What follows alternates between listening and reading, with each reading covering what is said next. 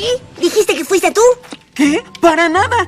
¿Por qué les diría eso? Porque tú vives en Ponyville. Quedarte aquí en vacaciones no es la gran cosa. Escuela de amistad. Ser buen lugar para que Pony pasar festividad Pony.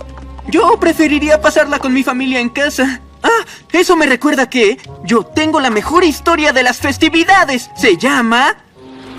El día que mi muñeco del día de la fogata casi se cae directo al fuego.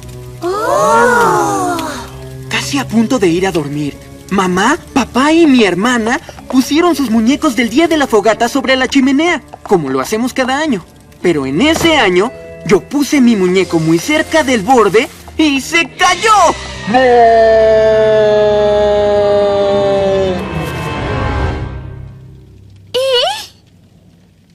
Cayó sobre el piso, pero pudo haber caído en el fuego. Es una gran historia y la contaste muy bien. Sí, fue un milagro del día de la fogata. ¡Siguiente! Smolder, conmigo.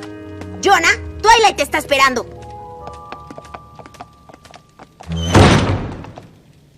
Las últimas dos, si ninguna de ellas confiesa, significa que jamás nos iremos